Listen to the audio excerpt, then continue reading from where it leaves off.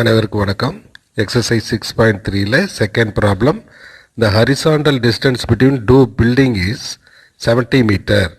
The angle of depression of the top of the first building when see from the top of the second building is 45 degree. If the height of the second building is 120 meter, what is the height of the first building? இப்போ என்ன கொடுத்துருக்காங்கன்னா ஒரு rock கொடுத்துருக்காங்க. Rock பாறை இருக்குது, அதனுடைய height வந்து ராக்குன்னு வச்சுங்க. இங்கே ஒரு கார் நிற்குது, இந்த மலை உச்சியிலேருந்து அதனுடைய ஹைட் வந்து 50√3 கொடுத்துருக்கு. த ராக் ஹைட் வந்து 50√3 metre.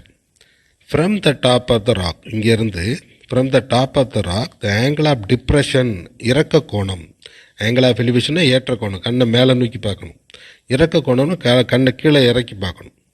Angle of depression is 30 degree. Observe the car on the ground. இதான் கிரவுண்டு. கிரவுண்டில் கார் நிற்கிது.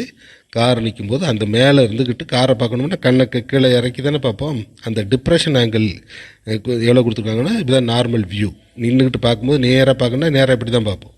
கண்ணை இறக்கி பார்க்கணும்னா இதான் angle of depression. Angle of depression எவ்வளவு? 30 degree. இது நார்மல் வியூ. மேலே மேலே நேராக பார்த்தா இதான் நார்மலாக இருக்கிற வியூ.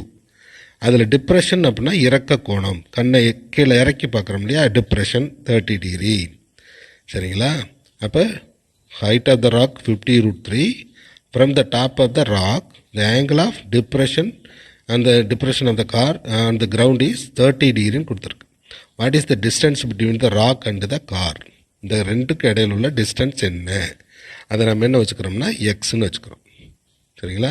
அப்போ இந்த ட்ரையாங்கிளை பொறுத்தவரை டிப்ரெஷன் ஆங்கிள் இது ரெண்டு பேரலல்னா இது ஒரு டிரான்ஸ்வர்ஸ் லைன்னா டிப்ரெஷன் ஆங்கிளும் எலிவேஷன் ஆங்கிளும் ஒன்று தான். நம்ம படிச்சிருப்போம் ஜியாமெட்ரியில், ரெண்டுமே ஒரு பேரலல் லைன் இருந்தால் ஒரு டிரான்ஸ்வர்ஸ் லைன்ஸ் கட் பண்ணி தானே இந்த ரெண்டு ஆங்கிளும் என்ன இருக்கும்? ஈக்குவலாக இருக்கும். சரிங்களா? அப்போ depression angle is normal view, depression angle is 30 அப்படின்னா மேலே இருந்து காரை பார்த்தா டிப்ரெஷன் ஆங்கிள் 30, அதே காரில் இருந்து மேலே பார்க்கும்போது எலிவேஷன் ஆங்கிள் இஸ் 30. ரெண்டுமே சேம். அப்போ இந்த ட்ரையாங்கிளில் நம்ம என்ன மார்க் பண்ணிக்கலாம்னா ஏ இது, பி இது, சின்னு மார்க் பண்ணிக்கலாம்.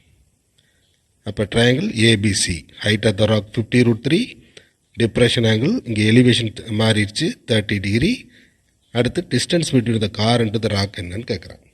அப்போ சிம்பிளாக இன் ட்ரையாங்கிள் ஏபிசி இந்த ட்ரையாங்கிள் தீட்டா எவ்வளவு? இந்த ட்ரையாங்கிளில் தீட்டா 30 degree. ஆப்போசிட் தேட்டாக்கு opposite 50√3. Adjacent distance between the car and the question எக்ஸ்ன்னு வச்சுக்கோ, எக்ஸு. அப்போ tan தீட்டா என்ன ஃபார்முலா தெரியும்? tan theta is equal to opposite by adjacent. Opposite by adjacent. அப்போ tan ஆஃப் 30 degree ஆப்போசிட் என்ன? 50√3 by x. X தான் calculate பண்ணணும். tan√3 1/√3, 50√3 by X. சரிங்களா? புரியுதா? tan√3 value 1/√3. அப்போ இது கிராஸ் பண்ணி விடுங்க. எக்ஸ் அங்கே கிராஸ் பண்ணி இது இங்கே கிராஸ் பண்ணணும். அப்போ எக்ஸ் இஸ் ஈக்குவல் டு 50√3 × √3. இது ரெண்டு மல்டிப்ளை பண்ணால் 3 தானே? 50 × 3. அப்போ என்ன வரும்? 150.